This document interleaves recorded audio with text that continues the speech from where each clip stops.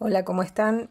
Me presento, yo soy Maribel Araujo, jefa del servicio de nutrición o es jefa del servicio de nutrición según cuando reciban esta charla y vamos a hablar de la prevención del riesgo cardiovascular desde la pediatría y especialmente del manejo de las dislipidemias en relación al riesgo cardiovascular en pacientes pediátricos. No tengo conflictos de intereses para declarar con respecto a esta charla. Bien, bien, tenemos distintas definiciones en cuestión de prevención. Hablamos de prevención primordial cuando se trata de prevenir factores de riesgo. Y esto está en general a cargo de las políticas sanitarias de los ministerios de salud, ¿sí? Que se encargan, o de distintos ministerios que se encargan de producir políticas destinadas a prevenir factores de riesgo. La prevención primaria, que se trata de identificar y tratar los factores de riesgo, ¿sí? Y en caso de la pediatría, esto está absolutamente a cargo del pediatra. Y la prevención secundaria, que trata de abordar el riesgo de eventos adicionales en aquellos que ya tienen patología de arterias coronarias, hablando de riesgo cardiovascular, desde la infancia. Y esto está a cargo tanto de los pediatras como de especialistas en distintas especialidades pediátricas. Desde la antigüedad se conoce que los niños o adolescentes pueden tener aterosclerosis en sus arterias, y esto viene desde estudios de autopsias en Grecia en la antigüedad, donde encontraban estos datos, ¿sí? Y estudios más recientes demostraron que, por ejemplo, personas jóvenes, estudios de autopsia en soldados muertos en combate, demostraban que personas muy jóvenes tenían ya algún grado de aterosclerosis o incluso aterosclerosis severa en las arterias coronarias. Por ejemplo, el 45% de los soldados muertos en la guerra de Corea y Vietnam presentaban algún grado de aterosclerosis, y el 5%, como decíamos, aterosclerosis severa de las arterias coronarias. Otros estudios posteriores sumaron a los estudios anatomopatológicos biomarcadores, y entonces encontraron correlación positiva entre, por ejemplo, el valor de LDL, el valor de VLDL, la hemoglobina glicosilada. Todo esto se asociaba con aterosclerosis, cuanto más altas, más aterosclerosis, y una correlación negativa con el colesterol de las HDL. Estos dos son solo algunos de los estudios que se conocen, clásicos, el estudio de Bogalusa, el PDAI, y a partir de todos estos estudios se llega entonces a la conclusión de que la aterosclerosis comienza en la infancia y tiene los mismos factores de riesgo que en los adultos. El estudio de Bogalusa agrega un dato interesante, y es que cuanto más factores de riesgo, más aterosclerosis voy a tener, pero además este aumento en la aterosclerosis no se produce en forma sumatoria, sino que tiene una correlación exponencial, ¿sí? Fíjense en el gráfico cómo aumenta la aterosclerosis de las arterias coronarias en los pacientes que tienen un solo factor de riesgo o aquellos que tienen 3 o 4 factores de riesgo. Del estudio de Bogalusa también recibimos datos parecidos, como que lo que se conoce como colesterol no HDL, el colesterol LDL, la relación entre el colesterol total y el colesterol HDL, el nivel de ApoB y la relación entre ApoB y ApoA1. Todo esto son predictores de aterosclerosis, desde la niñez. Otro dato importante al hablar de factores de riesgo es tener en cuenta cuáles son factores modificables y cuáles no. ¿Sí? Yo voy a tener en cada niño factores de riesgo no modificables, como por ejemplo la edad, el sexo, su raza o etnia, el peso de nacimiento, si tuvo bajo peso o alto peso, si hubo diabetes gestacional, si hay historia de enfermedad cardiovascular en la familia, si hay hipercolesterolemia materna. Todas estas situaciones ya no son modificables, existen y ya trasladaron un factor de riesgo en el paciente.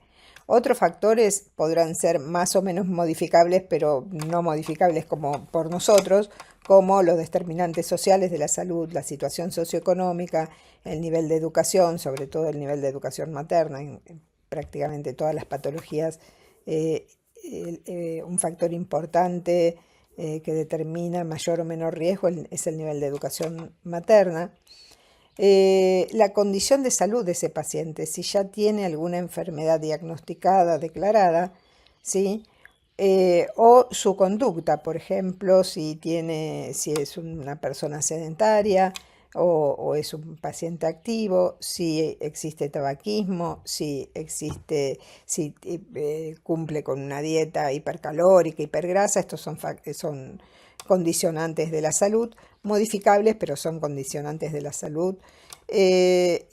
Decíamos si tiene alguna enfermedad previa. Algunas tienen evidencia demostrada de ser factor de riesgo cardiovascular, como el hecho de presentar resistencia insulínica, hígado graso no alcohólico, ovario poliquístico. Todo esto se asocia directamente con la obesidad.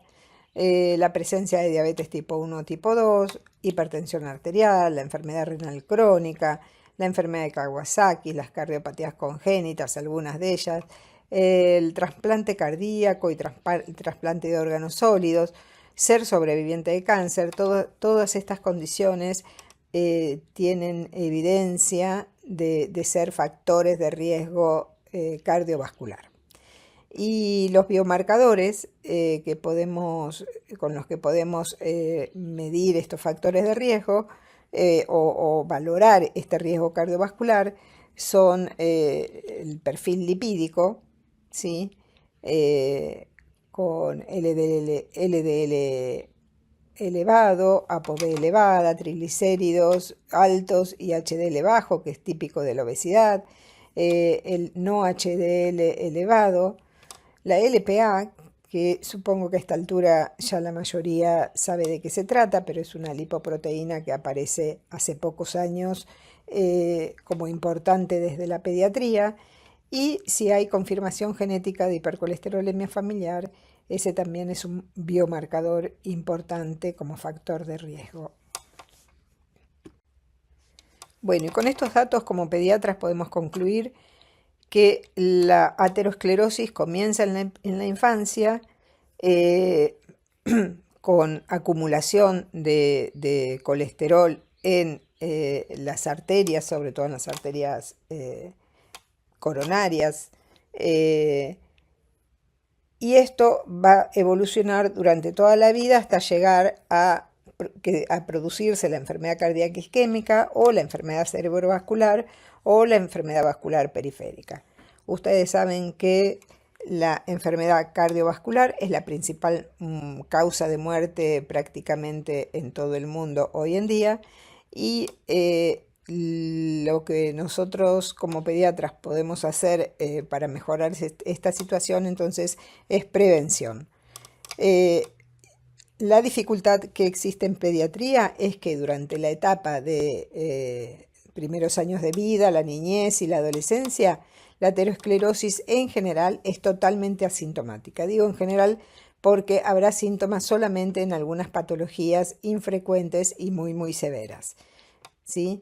Pero si no, en nuestro periodo de acción como pediatras, la aterosclerosis es totalmente asintomática. Recién en la madurez aparecen los síntomas que en general son síntomas cardíacos, ¿sí? ¿Y cuáles serían los pacientes entonces pediátricos con riesgo cardiovascular aumentado? Según todo lo que venimos diciendo, pacientes con dislipidemias familiares o con aumento de LDL y o lipoproteína A pequeña. Estos son los pacientes con hipercolesterolemia familiar heterocigota o hipercolesterolemia familiar homocigota, que estos últimos, los homocigotas, son los que pueden tener síntomas desde los primeros años de vida. La hipercolesterolemia combinada familiar, la hiper-LPA.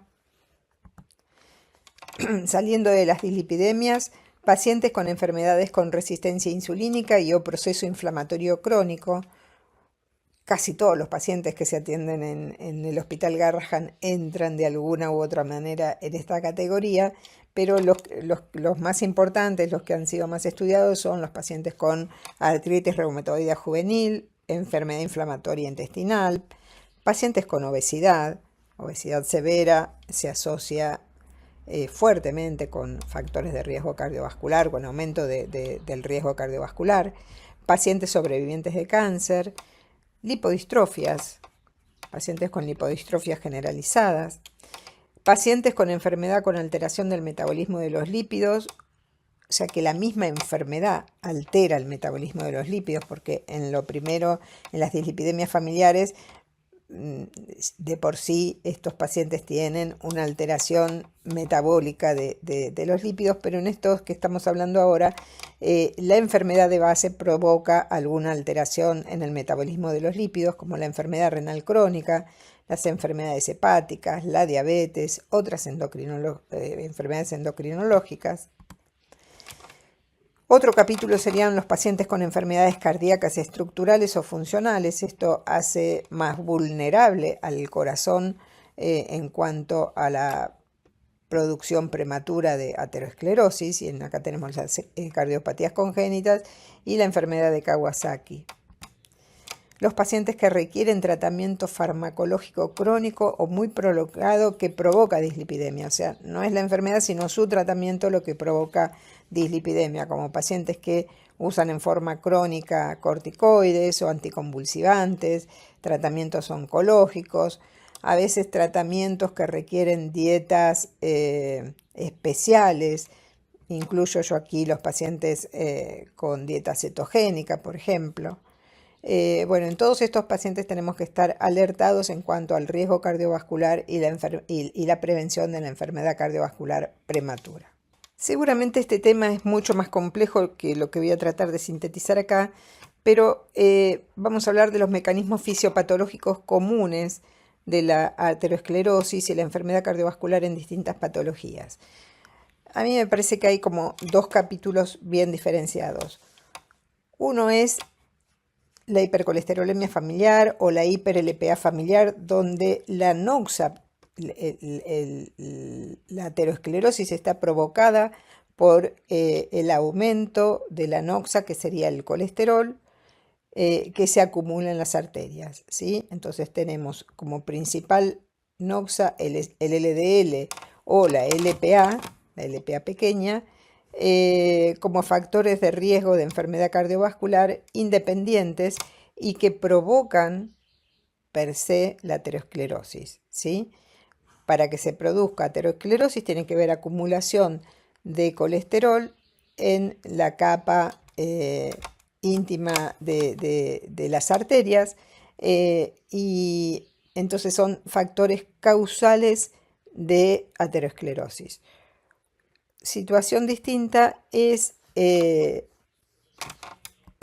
cuando tenemos pacientes con enfermedades crónicas donde hay una interrelación, hay una tríada que tiene que ver con inflamación crónica, el estrés oxidativo y la resistencia insulínica, que se van retroalimentando y creando las condiciones, favoreciendo a través de la inflamación, el daño endotelial, etcétera, de la acumulación del colesterol en las arterias, ¿sí?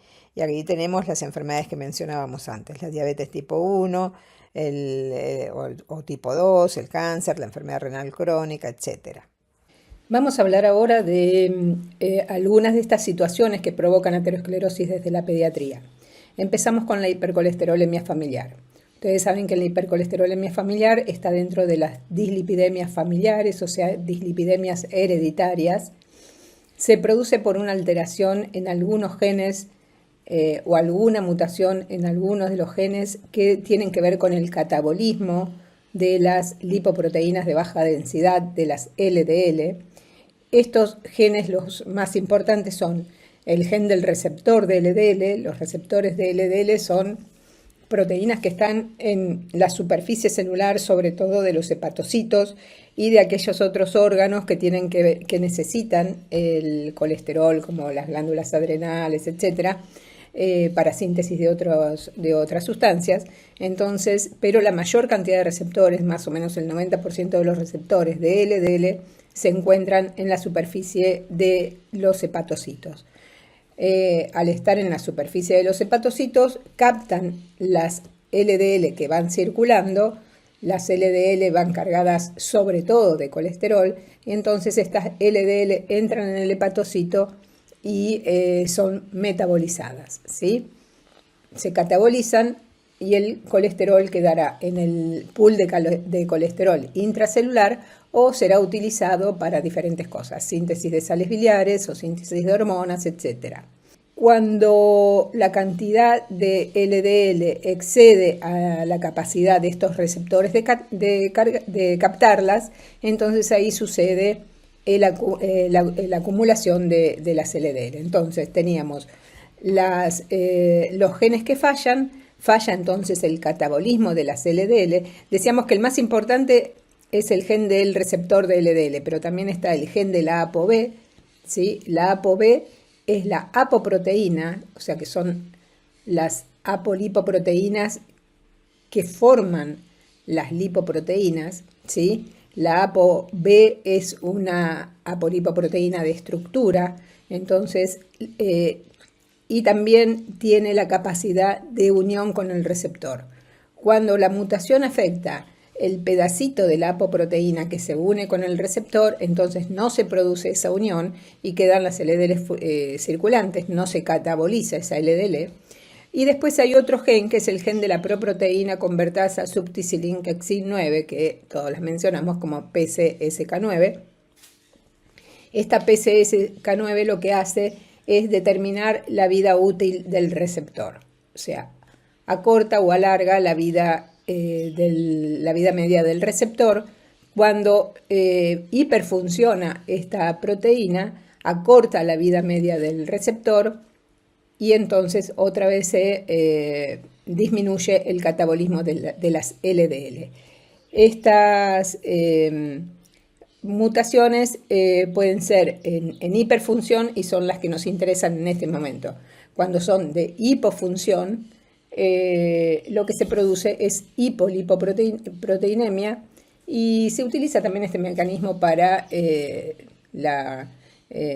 pensar medicamentos que tengan que ver con esto, con inhibir a la PCSK9. Bueno, pero estamos hablando entonces ahora de las causas de la hipercolesterolemia familiar. Entonces, una vez que tenemos alterado el catabolismo de las LDL, lo que se produce es un aumento de estas lipoproteínas de baja densidad en el plasma. Y cuando sobra, un lugar donde se acumulan es en el endotelio arterial, ¿sí? Y ahí entonces comienza, estas LDL son las que se empiezan a acumular y después desencadenan todo un proceso inflamatorio e inmunitario que termina en la placa ateromatosa y los eventos cardiovasculares o accidentes cerebrovasculares. Bien, hay dos formas clínicas de esta enfermedad, la forma heterocigota o la forma homocigota. La forma heterocigota es cuando yo heredo un solo gen alterado de uno de los progenitores y entonces tengo una enfermedad que es la más común, que tiene una prevalencia de 1 en 200 a 1 en 300. En nuestro país se midió solo en una región y la prevalencia que se encontró fue de 1 en 297, así que estamos bastante cercano a lo que se menciona en el resto de los países. Tiene un riesgo de enfermedad cardiovascular más o menos 10 veces mayor que el resto de la población. La edad de la enfermedad cardiovascular, la edad de inicio de los síntomas es en la tercera, cuarta década de la vida, a pesar que estamos diciendo que como esto es un problema genético, la acumulación de colesterol comienza lentamente desde el nacimiento. Hay habitualmente antecedentes familiares, con familias con antecedentes de enfermedad cardiovascular prematura, con infartos antes de los 55 años en los varones o antes de los 60-65 en las mujeres, y un progenitor, uno de los dos, tiene hipercolesterolemia. La situación habitual en nuestro país es que los padres, como son jóvenes, todavía desconocen esta situación, entonces nos vemos obligados a hacer screening y estudiar a los familiares cuando encontramos un caso índice, o sea, un niño con colesterol elevado. Más o menos el colesterol medio de esta población de pacientes es un colesterol total mayor de 300 y un colesterol LDL mayor de 185, 190.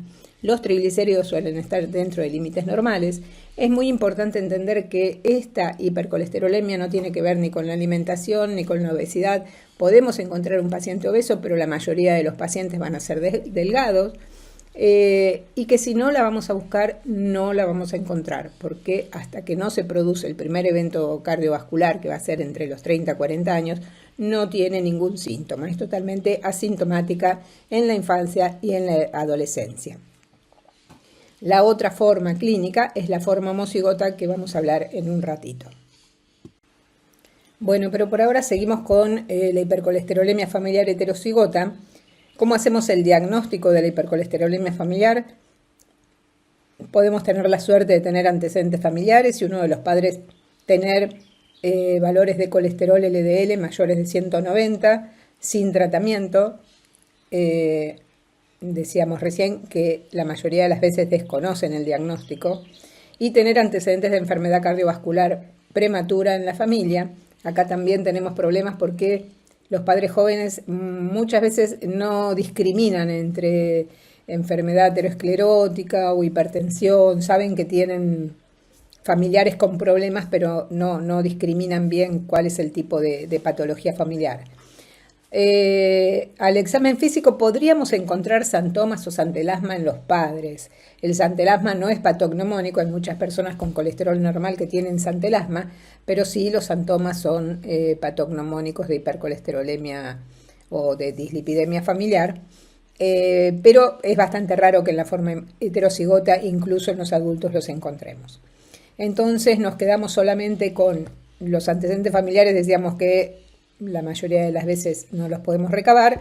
El examen físico no nos da nada ni en los chicos ni tampoco en los adultos, o pocas veces en los adultos. Entonces nos queda el diagnóstico bioquímico: colesterol total mayor de 240, o sobre todo con lo que hacemos el diagnóstico en realidad es con el valor del LDL, colesterol LDL mayor de 160 miligramos por decilitro en un paciente que no tiene tratamiento. Esto es el dato más fuerte para hacer diagnóstico de hipercolesterolemia familiar. ¿Alcanza con un solo valor? No, hay que repetirlo en los 15 días, en el mes siguiente, repetirlo, y si los valores se mantienen y no hay otra situación que me haga pensar en una dislipidemia secundaria, estoy bastante orientada a una hipercolesterolemia familiar heterocigota. ¿Cómo lo confirmo? Bueno, estudiando a los padres. Estudio a la madre, al padre, y veo qué perfil lipídico tienen. A veces 190 es un dato bastante rígido de los adultos, a veces tienen 180, 170, y igual es una hipercolesterolemia familiar. El problema es que en los adultos no está el punto de corte para diagnóstico de hipercolesterolemia familiar, es más dudoso porque ya se va superponiendo con otras patologías que también pueden dar hipercolesterolemia. Por supuesto, el estudio genético sería lo que confirme, pero no siempre necesitamos la confirmación genética. para iniciar tratamiento o tomar acciones médicas, ¿sí? Si podemos tener un estudio genético, fenómeno, pero si no, actuamos igual con la sospecha clínica a través de los análisis de laboratorio. Bueno, antes de hablar del tratamiento de la hipercolesterolemia familiar heterocigota, 2 palabras en cuanto al screening de dislipidemias en pediatría. No vamos a encontrar hipercolesterolemia familiar si no salimos a buscarla. Dijimos varias veces ya que es totalmente asintomática en todo el periodo pediátrico, ¿sí? Salvo las formas muy severas. Pero hablando de heterocigota, es totalmente asintomática. La hipercolesterolemia familiar es la dislipidemia que justifica el screening universal en niños. En nuestro país la propuesta es hacer screening universal, o sea, hacer un perfil lipídico a todos los niños al ingreso escolar. Si a ustedes les llega un paciente que no se le hizo el screening al ingreso escolar, se lo hacen en otro momento, a los 7, a los 8, a los 9, a los 10 años. Preferentemente fuera de la etapa puberal, porque ahí podemos tener falsos negativos o valores alterados por las síntesis hormonales, valores alterados de lípidos. Pero es mejor tener un dosaje a no tenerlo, ¿sí? Así que para poder diagnosticar la hipercolesterolemia familiar heterocigota tenemos que buscarla. Una vez que la encontramos, tiene tratamiento y esto es lo que justifica que hagamos el screening. Para que un screening tenga sentido, tiene que tener la patología una prevalencia aceptable, esta tiene una prevalencia alta de 1 en 300, y tiene que tener un tratamiento que mejore la evolución de la enfermedad. Si nosotros sacamos el colesterol del medio, estos pacientes no tienen otra patología, o sea, estamos curando o previniendo absolutamente la enfermedad cardiovascular en estos pacientes. Bueno, ahora sí, yendo al tratamiento, siempre empezamos con cambios de estilo de vida, dieta y ejercicio, pero tengamos en cuenta que esto lo implementamos sin esperar grandes resultados. Lo implementamos porque, aunque baje un 10%, un 15% del colesterol, es importante porque las dosis de medicamentos que tengamos que usar van a ser más bajas y porque si ya tenemos un problema no vale la pena sumar otros. Entonces, cambios de estilo de vida, dieta y ejercicio como elementos de una vida saludable. Los fármacos, el tratamiento farmacológico comienza a partir de los 8 a 10 años. Entonces, acá paramos un segundo y vemos, si nosotros hacemos el screening a los 6 años, tenemos de los 6 a los 8 años tiempo para estudiar a la familia, poder confirmar la sospecha clínica por ese valor alterado de LDL, porque encontramos a la madre o al padre con colesterol alto, derivamos a la madre o al padre a que sea atendido por médicos de adultos, porque son los que están en riesgo más inminente de desarrollar enfermedad cardiovascular, y a los 8 años podemos empezar tratamiento farmacológico. La recomendación es que lo deriven a un especialista para el tratamiento farmacológico si están en una zona inaccesible donde no tienen un experto en lípidos en pediatría. Bueno, pueden consultar tranquilamente a cualquiera de los hospitales pediátricos que se van a recibir ayuda para avanzar con el tratamiento. Bueno, decíamos los fármacos a partir de los 8 o 10 años. Valorar la historia familiar de enfermedad cardiovascular para decidir cuánto es de urgente o no el tratamiento. No es lo mismo cuando nos llega un paciente derivado por el cardiólogo que atiende al padre que se infartó a los 30 años, hizo un infarto y tiene 5 stent, a una enfermedad cardiovascular que encontramos de casualidad o antecedentes familiares que encontramos de casualidad luego del screening. En todas las guías figuran las estatinas como primera línea de tratamiento y se revalora hoy en día el tratamiento combinado entre ezetimibe y estatinas. Los que son del Hospital Garrahan, por ahí han notado que en el Hospital Garrahan empezamos con ezetimibe y luego agregamos estatinas, es nuestra modalidad de tratamiento que venimos haciendo desde hace ya casi 30 años. Así que empezamos con inhibidores de la absorción. El ezetimibe es un inhibidor de la absorción del colesterol. Es una medicación que tiene casi nada de efectos adversos y le sumamos estatinas hasta llegar, si hace falta, hasta llegar al objetivo terapéutico. La otra forma de la enfermedad, muchísimo más severa, es la hipercolesterolemia familiar homocigota. Muchísimo más severa y muchísimo más infrecuente. La prevalencia es de 1 en 300.000, son prevalencias estimadas, así que va a depender de la prevalencia que yo tenga de hipercolesterolemia familiar en la zona en que me encuentre. El riesgo de enfermedad cardiovascular es incalculable. Es tan alto que no se puede decir si es 10 veces más, 20 veces más, es altísimo, ¿sí? No hay un número que exprese el riesgo de enfermedad cardiovascular de estos pacientes. La edad de la enfermedad cardiovascular es muy precoz. Entre la primera y segunda década de vida hay enfermedad sobre todo valvular y sobre todo de válvula aórtica que compromete la vida de los pacientes, y la mortalidad es muy alta también en la segunda década de la vida. En los antecedentes familiares vamos a encontrar a los 2 progenitores con hipercolesterolemia, ¿sí? Los niveles medios de esta población de pacientes de colesterol total son entre 600 y 1000. Por supuesto que hay algunos que tienen un poco menos y hay algunos que tienen mucho más, pero habitualmente están entre estos valores. El colesterol LDL, para hacer diagnóstico, esperamos que esté por encima de 400. Y los triglicéridos en general están dentro de límites normales o un poco aumentados.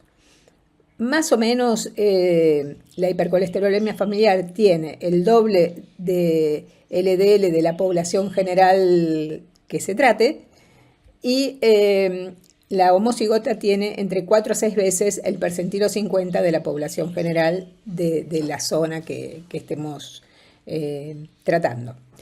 Los síntomas sí, en la hipercolesterolemia familiar homocigota puede haber síntomas desde la infancia.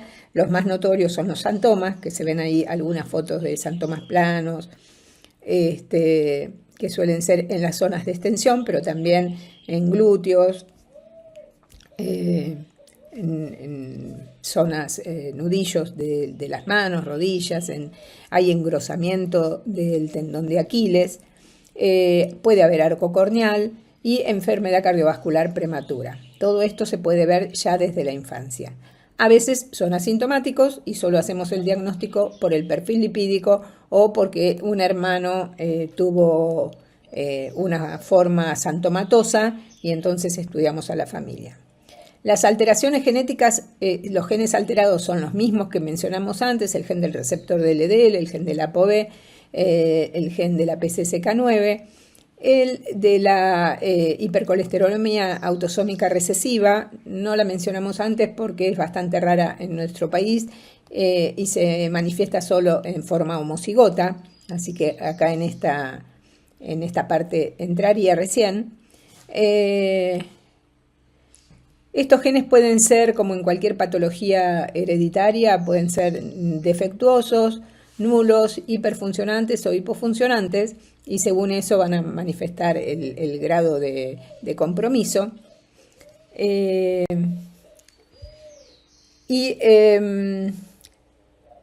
La hipercolesterolemia familiar homocigota en pediatría tiene un tratamiento mucho más complicado que el que hablamos de la forma heterocigota. Bajar un paciente que tiene 800 de LDL, llevarlo a lo normal, no es nada sencillo. Los tratamientos son complicados, necesitan asociación de drogas, sí o sí tienen que estar tratados en centros especializados. A partir de la aparición de las estatinas, que fue el gran cambio en el tratamiento de las dislipidemias, se redujo la mortalidad, pero sigue siendo muy alta comparado con población general. Nos ayudamos con los estudios cardiológicos. Fíjense, ahí tienen imágenes de una paciente de 12 años con calcificaciones valvulares y donde se ve reducción de la luz de carótidas y placas ateromatosas. Y bueno, decíamos que el tratamiento es muy complejo y más o menos se basa en esto. Hay un tratamiento que se llama tratamiento convencional, que se basa en la dieta hipolipemiante siempre. En ninguno de estos pacientes demoramos con la prueba de la dieta 6 meses para ver qué pasa con la dieta, ni en la heterocigota ni en la homocigota. Cuando tenemos sospecha de una hipercolesterolemia familiar, en la heterocigota, según la edad del paciente, nos podemos tomar entre 1 y 3 meses para ver la respuesta a la dieta. En la forma homocigota indicamos la dieta y avanzamos con el tratamiento. Que el tratamiento va a ser inhibidores de la absorción como el ezetimibe, estatinas, lo que se llaman estatinas intensas, que son la atorvastatina y la rosuvastatina en nuestro país, a dosis, la máxima dosis tolerada por el paciente.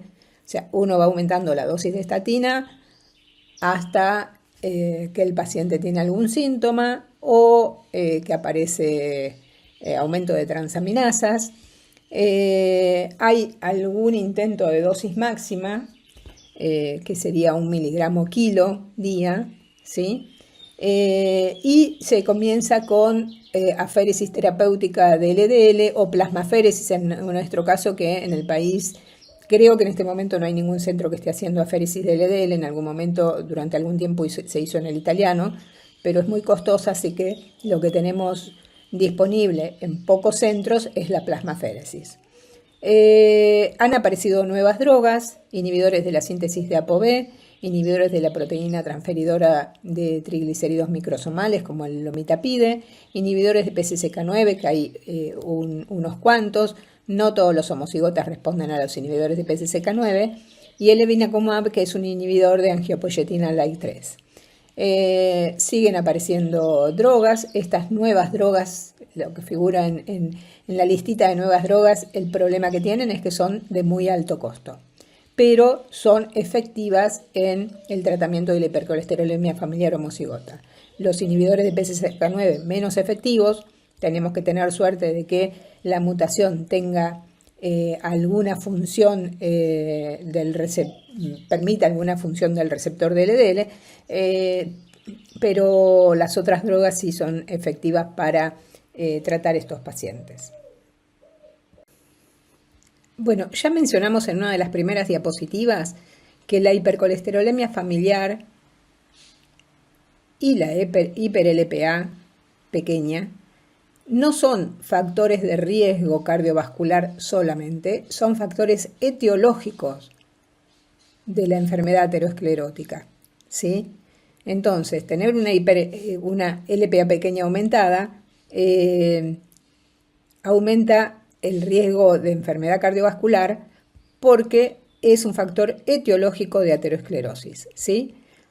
No sé cuánto saben de la LPA pequeña, pero es una lipoproteína que tiene como núcleo una molécula o una lipoproteína de baja densidad, a la que se adosa otra apoproteína, la ApoA pequeña, que es una proteína bastante compleja, no la vamos a describir ahora, pero que le aumenta mucho la patogenicidad a esta lipoproteína, ¿sí?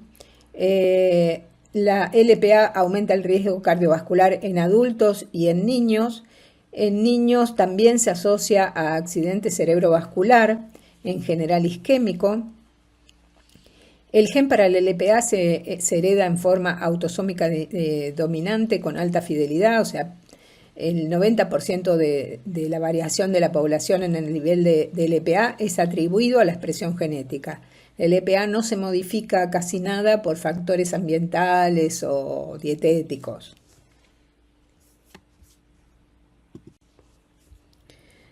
Decíamos que aumenta la patogenicidad de la lipoproteína porque esta LPA pequeña le otorga, lo único que vamos a decir de esta proteína es que es un resabio del plasminógeno, ¿sí? Un resabio ontogénico del plasminógeno. Entonces le infiere propiedades, por ejemplo, protrombóticas a esta lipoproteína, proaterogénicas y proinflamatorias.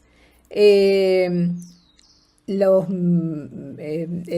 resultado patológico de la LPA es la producción de aterosclerosis, es muy característica la estenosis de la válvula aórtica, el infarto agudo de miocardio y el accidente cerebrovascular isquémico que ya mencionamos.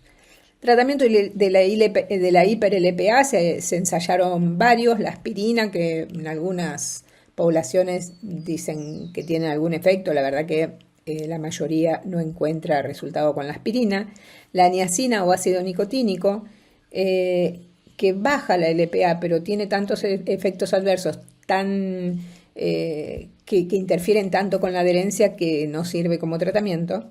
Los inhibidores de PCSK9 bajan un 20-30% la LPA, por ahora es lo más efectivo que tenemos, son bastante caros, y en los pacientes que son realmente tienen una hiper-LPA muy severa, bajar un 30% no nos alcanza. Ese es el problema. Y hay drogas que se están ensayando muy efectivas, como el Pelacarsen, el Olpasiran, que seguramente entre 2025 y 2026 se darán los resultados. Ya sabemos que bajan mucho la LPA, lo que no se sabe es si disminuyen la enfermedad cardiovascular. Por ahora, y en pediatría, lo que hacemos es, cuando encontramos un paciente con hiper-LPA, es bajar todos los otros factores de riesgo cardiovascular. Y si tenemos un paciente con hiper-LPA y LDL aumentado, bajamos el objetivo de LDL. ¿Qué quiere decir? Que si un paciente con hipercolesterolemia familiar heterocigota además tiene hiper-LPA, si con la hipercolesterolemia familiar heterocigota buscamos que tenga un LDL menor de 130, si además tiene LPA aumentada, vamos a tratar de llegar a menos de 100 con ese LDL, ¿sí? Así en los distintos casos. Bajamos el objetivo del LDL para disminuir la capacidad aterogénica que tiene el plasma de ese paciente. En cuanto a inflamación y aterosclerosis, los depósitos de lípidos en la pared arterial lo que provocan es, o lo que desencadenan es una reacción inflamatoria, ¿sí? Se atraen y se activan monocitos y células inmunitarias, células T, se liberan mediadores como citoquinas, quimioquinas y enzimas proteolíticas. Esto promueve la activación y adhesión de más células inmunitarias y formación de la placa ateromatosa. También la inflamación produce apoptosis de las células musculares lisas con debilitamiento de la pared arterial, ¿sí? Esto muy resumido, hay millones de factores que esta es una diapositiva sumamente simplificada. Van a encontrar otras imágenes donde se ven millones de moléculas que actúan en todo este proceso. ¿Cómo influye la inflamación en el proceso aterosclerótico? La inflamación a través de varios mecanismos, uno de ellos la resistencia insulínica. En todo proceso inflamatorio favorece la resistencia insulínica, y entre esto y otros factores lo que produce en el perfil lipídico es mayor cantidad de lipoproteínas de baja densidad, más pequeñas que lo habitual y con mayor densidad. Estas partículas pequeñas y de mayor densidad todavía son captadas en menor cantidad por los receptores de LDL, ¿sí? Y tienen más facilidad para atravesar el endotelio capilar. Por otro lado, la inflamación también disminuye la funcionalidad del HDL, de las lipoproteínas de alta densidad, que tienen como función principal remover el colesterol que está acumulado en los tejidos y devolverlo hacia el hígado, ¿sí? Transportarlo hacia el hígado para que siga alguna vía metabólica no tan patológica. Entonces, la inflamación lo que produce es un aumento de LDL pequeñas y densas que atraviesan fácilmente el endotelio, y por otro lado disminuyen las HDL. Eso, muy resumido, cómo influye la inflamación en esto, y que funciona en una lista grande de patologías, como vimos en las primeras diapositivas. Acá en esta diapositiva hilamos un poquito más finito, ¿sí? Y vamos a ver cómo algunos factores inflamatorios como interleukina, factor de necrosis tumoral y lipopolisacáridos van desarrollando todo esto que mencionamos recién.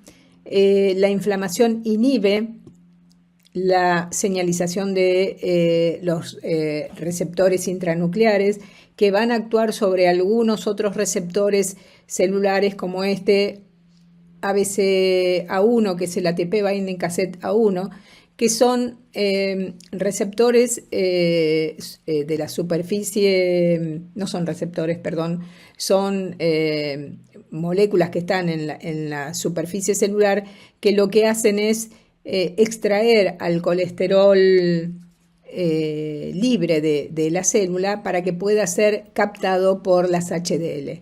Entonces los receptores intranucleares actúan sobre estas proteínas ATP binding cassette, inhibiéndolas y favorecen la permanencia del colesterol dentro de las células. Por ejemplo, los polimorfonucleares que estén en el endotelio capilar produciendo la aterosclerosis.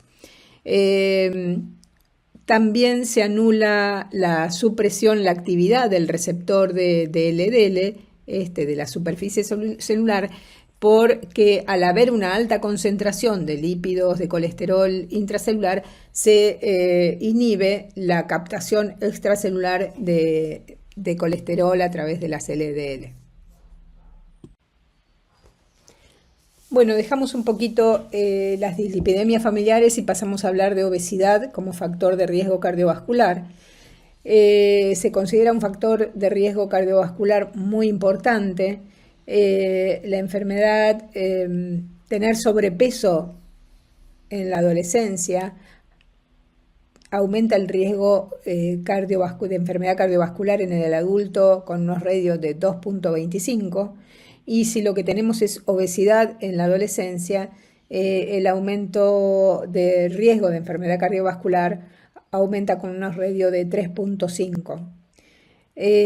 La obesidad puede ser un factor de riesgo de enfermedad cardiovascular entonces independiente, y que además se asocia con un montón de otros factores de riesgo. Ese es como una acumulación de factores de riesgo. Un paciente obeso con una adiposidad ectópica o aberrante que se asocia con dislipidemia, con hipertensión arterial, con hiperglucemia y resistencia insulínica, con inflamación, con estrés oxidativo. Entonces son todos factores que van a favorecer la enfermedad cardiovascular y la aterosclerosis.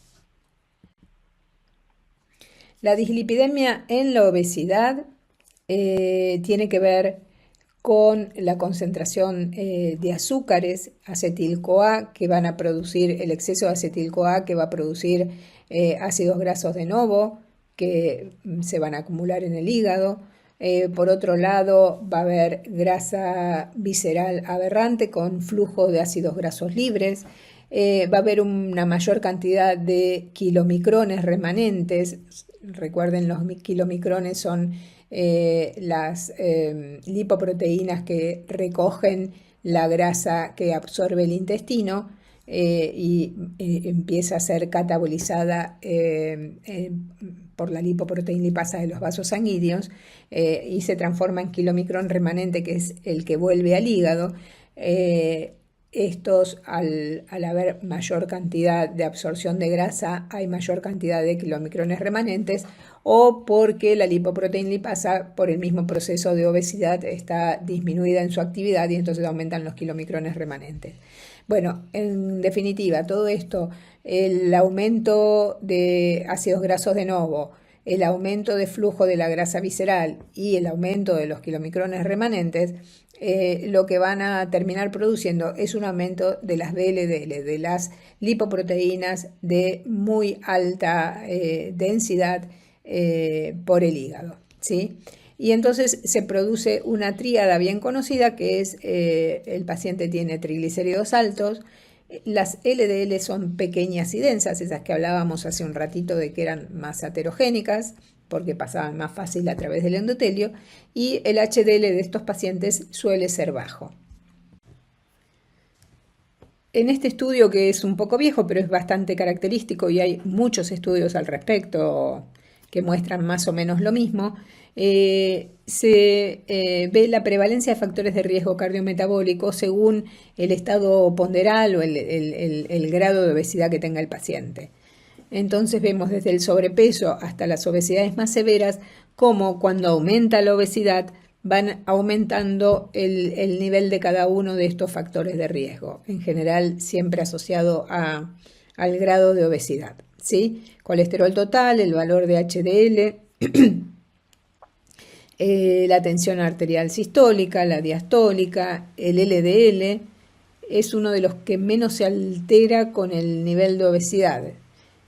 No se ve la misma curva, por ejemplo, con el colesterol total o el HDL o la tensión arterial, ¿sí? La hemoglobina glicosilada y las glucemias. La obesidad severa en niños y jóvenes se asocia con una alta prevalencia de factores de riesgo cardiometabólico en niveles anormales, y esto parece depender tanto de la edad como de la gravedad de la obesidad, ¿sí?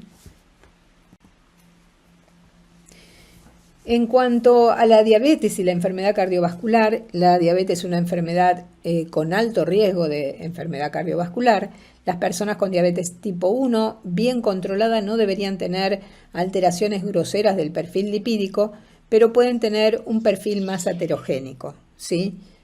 Volvemos a estas lipoproteínas más pequeñas y más densas. Esto es bastante común en la diabetes, sobre todo en la diabetes del adulto. También está descrita en la diabetes pediátrica, pero no tiene tanto peso como en los adultos.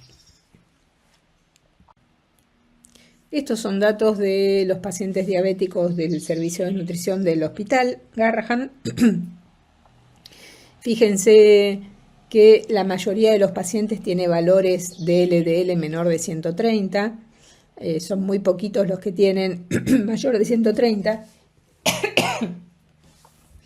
Pero es importante evaluar el perfil lipídico en los diabéticos tipo 1, aunque no sea tan característico como en la diabetes tipo 2 la alteración lipídica. Fíjense que la mayoría de los pacientes tiene triglicéridos normales, la gran mayoría por debajo de 150, son muy poquitos los que tienen triglicéridos altos.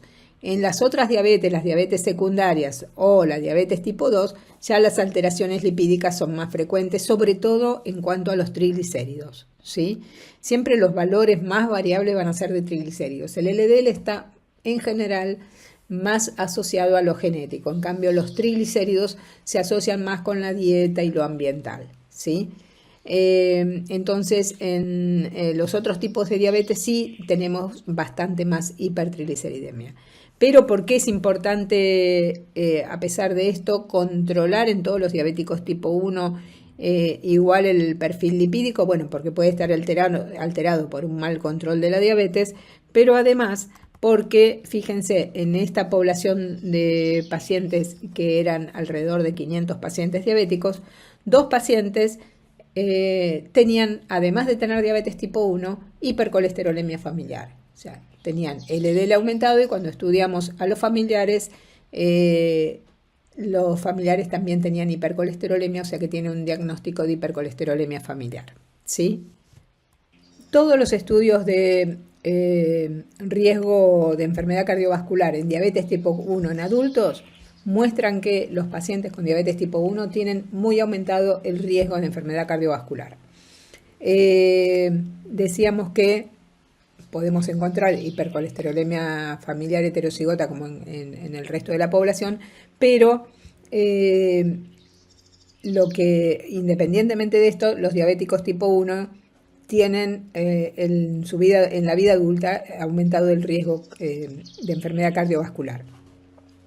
Entonces, y esto no lo mencioné en la hipercolesterolemia familiar heterozigota, pero vale también y es tanto más importante en la hipercolesterolemia familiar, el estudio de los factores preclínicos de enfermedad cardiovascular, ¿sí? De los marcadores preclínicos de enfermedad cardiovascular, y lo que hacemos es medir el grosor de íntima media.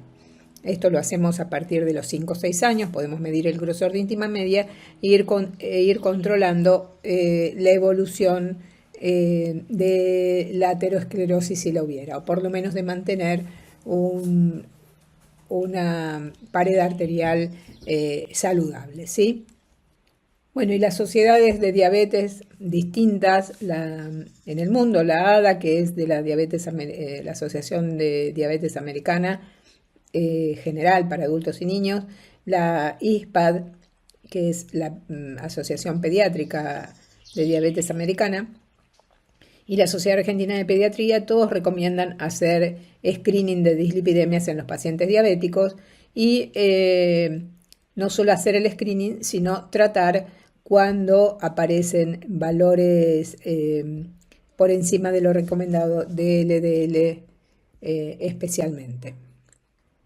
Y entonces, por presentar los pacientes diabéticos tipo 1 mayor riesgo de enfermedad cardiovascular, estaría recomendado en aquellos que tienen mayor valores de LDL, de colesterol LDL mayor de 130, comenzar con tratamiento farmacológico con estatinas y o ezetimibe a partir de los 10 años de edad, si esto se mantiene más allá de 6 meses. ¿Y qué pasa con los pacientes que sobreviven al cáncer? Los pacientes que tuvieron cáncer en la vida pediátrica han mejorado, o que tienen cáncer en la vida pediátrica, han mejorado muchísimo los datos de sobrevida. Sobrevida al cáncer. Lo que pasa es que tienen aumentada la muerte por enfermedad cardiovascular prematura. O sea, sobreviven al cáncer, pero evidentemente tanto el proceso inflamatorio de la enfermedad como los tratamientos que reciben llevan a mayor prevalencia de enfermedad cardiovascular aterosclerótica. Fíjense, comparados con sus hermanos sin cáncer, los pacientes con cáncer tienen 10 veces mayor riesgo de enfermedad coronaria, tienen 9 veces mayor riesgo de accidente cerebrovascular y tiene 15 veces más riesgo de insuficiencia cardíaca.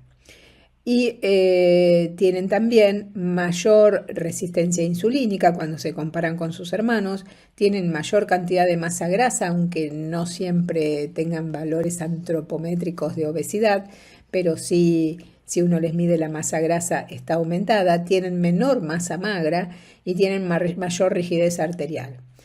O sea, esto explica por qué tienen muerte cardiovascular prematura. Bueno, decíamos que los mismos tratamientos oncológicos pueden estar relacionados al riesgo de enfermedad cardiovascular. Por ejemplo, se sabe que la radiación, cuanto mayor dosis de radiación, mayor riesgo cardiovascular.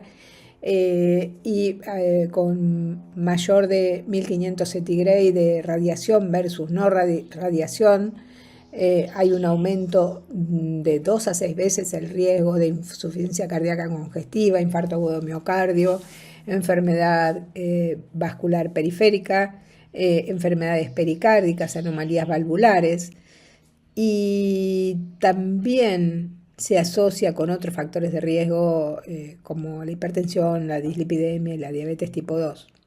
Las antraciclinas especialmente producen miocardiopatía dilatada, así que también son cuestiones para controlar en un paciente que sobrevive de cáncer.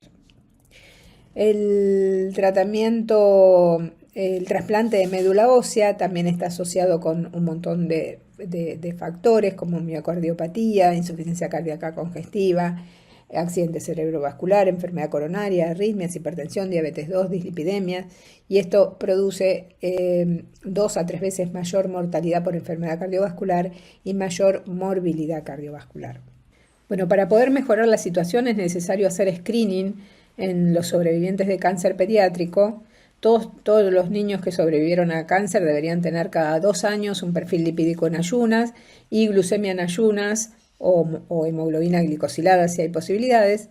Si presenta algún criterio de síndrome metabólico hay que profundizar los estudios, investigar si se puede la adiposidad, cintura talla se puede hacer en cualquier lado, pliegues cutáneos o impedanciometría si hubiera posibilidades, y tener en cuenta que el tratamiento de los factores de riesgo cardiovascular debe considerar qué tipo de terapia de cáncer recibió el paciente, como mencionamos en la diapositiva anterior, y que se pueden usar agentes farmacológicos estándar. O sea, estos pacientes pueden recibir hipolipemiantes o antihipertensivos. Hay que tratar las secuelas que haya dejado el tratamiento de cáncer con respecto a la enfermedad, a los factores de riesgo cardiovascular.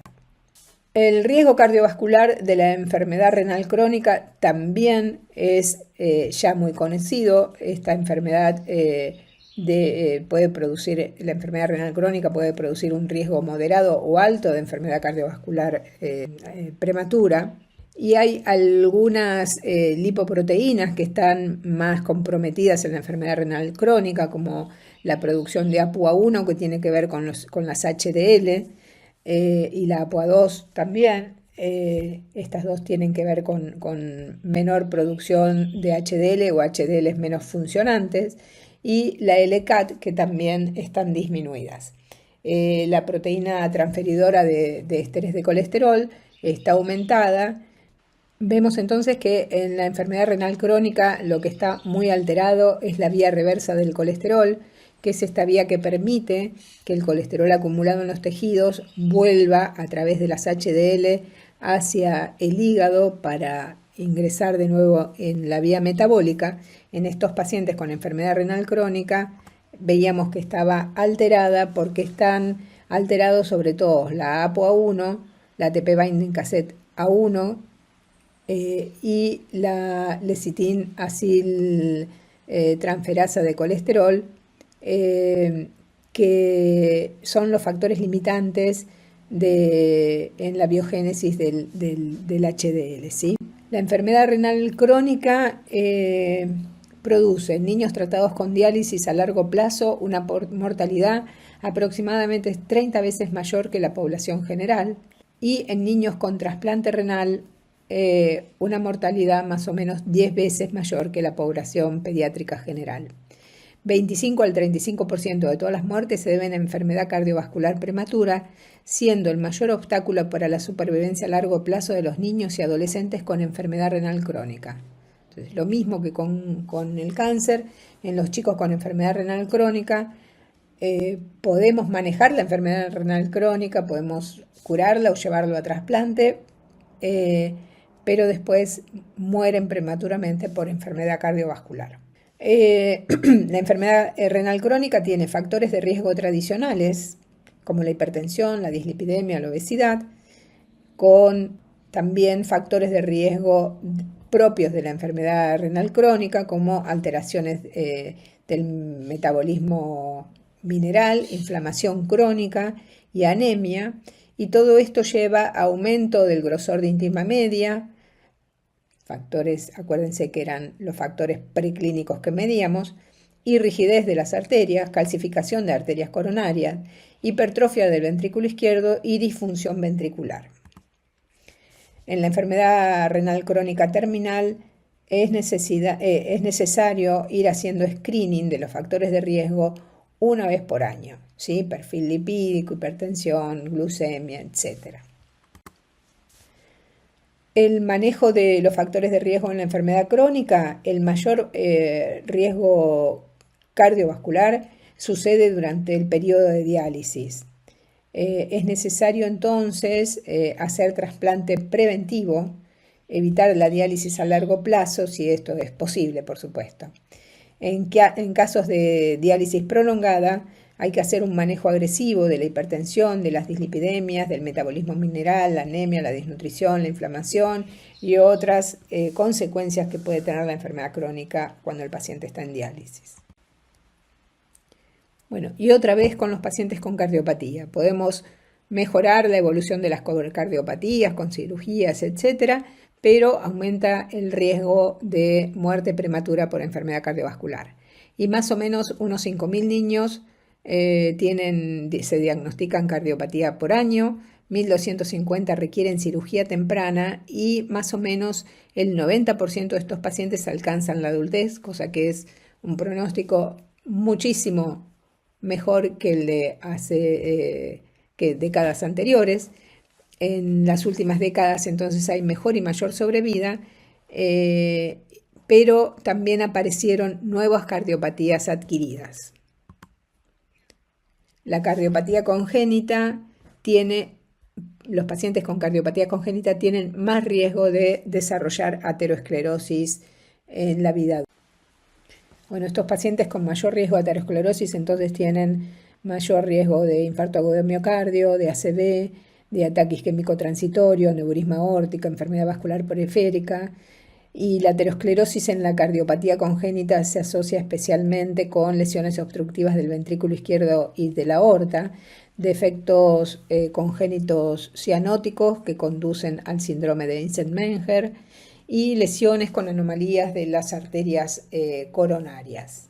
En este cuadro tienen detallado qué tipo de cardiopatía puede tener qué grado o qué tipo de enfermedad cardiovascular.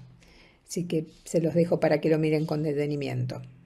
¿Y cómo manejamos las dislipidemias en estas patologías crónicas? Bueno, lo que tenemos que hacer en todos estos chicos, acá pusimos algunos de los ejemplos, pero más o menos sirve el manejo para todas las que mencionamos al principio. Lo primero que tenemos que hacer es estratificar el riesgo. Hay un artículo que les recomiendo de la revista Circulation del 2019, allí está la cita, donde habla de todo lo que es prevención de riesgo cardiovascular en pacientes con patologías crónicas y donde aparece la estratificación de riesgo según cada patología. En el grupo de los pacientes con riesgo alto de enfermedad cardiovascular prematura tenemos la hipercolesterolemia familiar homocigota, la diabetes tipo 1 y tipo 2, la falla renal, la enfermedad Kawasaki con aneurisma persistente, los pacientes con trasplante de órganos sólidos, los sobrevivientes de cáncer con trasplante de médula ósea. De esta categoría, algunas críticas aparecieron con la hipercolesterolemia familiar homocigota, que decíamos que no es comparable el riesgo que tiene con ninguna de las otras enfermedades que se mencionaron, tendría un riesgo mayor. En la categoría de riesgo moderado aparece la obesidad severa, la hipercolesterolemia familiar heterozigota, la hipertensión arterial, la coartación de aorta, la estenosis aórtica, la enfermedad renal crónica, los sobrevivientes de cáncer con radiación de tórax. Y acá otra vez la crítica aparece con la hipercolesterolemia familiar heterozigota, que puede tener un riesgo moderado en los que tienen valores no tan altos de LDL, pero en los pacientes que tienen un LDL de 200 o más, el riesgo seguramente es un riesgo alto de hipercolesterolemia, de accidentes, de enfermedad cardiovascular prematura. Y otros pacientes que tienen riesgo, pero un poco menor, son los pacientes con obesidad, con resistencia insulínica, con comorbilidades como hígado graso, dislipidemia o ovario poliquístico, hipertensión arterial, hipertensión pulmonar, etc. Bueno, una vez que estratificamos el riesgo, lo que vamos a hacer es medir los otros factores de riesgo. Y si el paciente tiene, además del riesgo que le otorga su propia enfermedad, otros factores de riesgo adicionales, por ejemplo, 2 factores de riesgo, sube de categoría de riesgo, ¿sí? Entonces, a todo paciente que lo catalogamos, por ejemplo, con riesgo moderado por tener una hipercolesterolemia familiar heterozigota, además de su perfil lipídico, le vamos a interrogar sobre tabaquismo, vamos a averiguar sobre los antecedentes familiares de enfermedad cardiovascular prematura, tensión arterial, el BMI, glucemia en ayunas, historia de actividad física, y según su grado de riesgo vamos a tener distintos objetivos para cada una de estas cosas. Si es un paciente con riesgo moderado, vamos a pretender que su BMI sea menor del percentilo 90 para sexo y edad, que su tensión arterial sea menor a percentilo 90 también, que su LDL esté por debajo de 130 y su glucemia por debajo de 100 y su glicosilada por debajo de 7. Para llegar, si el paciente no está en estos objetivos, vamos a establecer cambios de estilo de vida terapéuticos, o sea, indicaciones con control de cumplimiento de los cambios de estilo de vida y de los cambios de los resultados, y si no se alcanzan los objetivos, que son los que mencionamos en el cuadro anterior, entonces pasarán a tratamiento farmacológico del factor que tenían alterado, ¿sí? Y así con cada una de las estratificaciones de riesgo. Bueno, ¿y qué hacemos a corto plazo en la práctica clínica? ¿Qué barreras tenemos para llevar todo esto que dijimos a la práctica? A veces podemos intentar modificar el tratamiento de enfermedad de base. Si hay algún fármaco que está produciendo dislipidemia, podemos tratar de modificarlo, reemplazando fármacos o intensificar tratamientos, pero no siempre se puede, ¿sí? Podemos indicar una dieta hipolipemiante, hacer ajuste de calorías, ajuste de porcentaje de grasa de la dieta, pero no todos los pacientes responden. Piensen en algún paciente con una enfermedad renal crónica, muchas veces ajustamos la dieta y o no tenemos adherencia o no hay ninguna respuesta. Y en cuanto a fármacos, los fármacos disponibles en la práctica diaria son las estatinas, el ezetimibe y los fibratos. En realidad hay poca experiencia fuera de la hipercolesterolemia familiar y muchas de estas patologías que mencionamos son pacientes polimedicados y con algunas de estas drogas puede haber interacciones medicamentosas. Así que por ahí lo que se recomienda es la consulta con un especialista y estamos tratando de avanzar en el tratamiento farmacológico de pacientes con enfermedades crónicas. ¿Cómo manejamos la hipercolesterolemia en pacientes con riesgo cardiovascular? Entonces, hacemos primero screening con el perfil lipídico una vez por año. Si el colesterol LDL es anormal, hacemos evaluación diagnóstica, iniciamos cambio de estilo de vida terapéutico, terapia con fármacos según la categoría de riesgo. En pacientes con alto riesgo cardiovascular se inicia tratamiento farmacológico si el LDL es mayor de 130 miligramos por decilitro y el objetivo terapéutico va a ser un colesterol LDL menor de 100. Estos tratamientos farmacológicos empiezan recién a partir de los 10 años, no en niños más pequeños.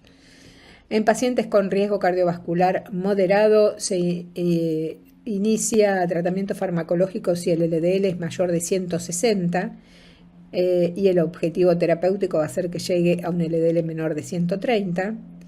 En pacientes con riesgo cardiovascular no tan alto, se inicia si el LDL es mayor de 130, 160 también, y el objetivo terapéutico va a ser un LDL menor de 130.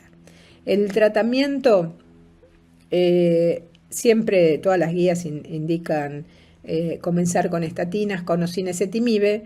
La verdad es que como lo que nos interesa es bajar el LDL, en algunos pacientes polimedicados lo que usamos, preferimos empezar con ezetimibe, que tiene menos interacciones medicamentosas, aunque es menos potente la acción que las estatinas, es una medicación un poco más segura. Así que según el tipo de paciente, a veces empezamos con ezetimibe y otras veces empezamos con estatinas, o preferimos asociar las dos drogas en dosis más bajas, tratando de tener menos efectos adversos. Las hipertrigliceridemias en pacientes con riesgo cardiovascular, también hacemos screening de perfil lipídico. Bueno, cuando pedimos perfil lipídico pedimos colesterol y triglicéridos, además de LDL y HDL. Una vez por año, si los triglicéridos son anormales, hacemos evaluación diagnóstica, iniciamos cambios de estilo de vida terapéutico, repetimos luego de los cambios de estilo de vida y si continúa con triglicéridos altos, evaluamos el nivel de triglicéridos. Si es entre 130 y 400 y tiene un no HDL menor de 145, lo que hacemos es cambio de estilo de vida y reevaluar en 3 meses y luego periódicamente. Si los triglicéridos son entre 400 y 1000, o triglicéridos entre 130 y 400 y un HDL mayor de 145, tratamos según la categoría de riesgo. Y si tenemos una hipertrigliceridemia severa con triglicéridos mayor de 1000, confirmado que se repita, hacemos cambio de estilo de vida y, o fármacos simultáneamente. El riesgo cardiovascular alto comienza fármacos y cambio de estilo de vida. El riesgo moderado, fármacos 3 meses después de cambio de estilo de vida. Y los pacientes que tienen riesgo, fármacos 6 meses después de repetirse la hipertrigliceridemia ser persistente y manteniendo los cambios de estilo de vida. El objetivo de tratamiento de los triglicéridos es que tengan triglicéridos menor de 150 y un HDL menor de 145. Tener en cuenta que los fibratos tienen efectos hepáticos y musculares y tienen interacción con muchos medicamentos, así que hay que estar atento con eso. Y los omega 3 en dosis altas se pueden utilizar, sobre todo ahora apareció el eicosapentanoico de etilo, que parece más efectivo que los omega 3 que combinaban eicosapentanoico y docosahexanoico. Bueno, todo esto es de incumbencia de los especialistas. ¿Sí? Las estatinas se pueden utilizar si el colesterol no HDL está elevado, ¿sí? O el LDL está aumentado, pero si el no HDL está aumentado, igual se pueden usar estatinas para el tratamiento. Bueno, y para terminar, pensemos que es posible prevenir la enfermedad cardiovascular incluso en pacientes con enfermedades severas durante la pediatría y que esto mejoraría la sobrevida posterior.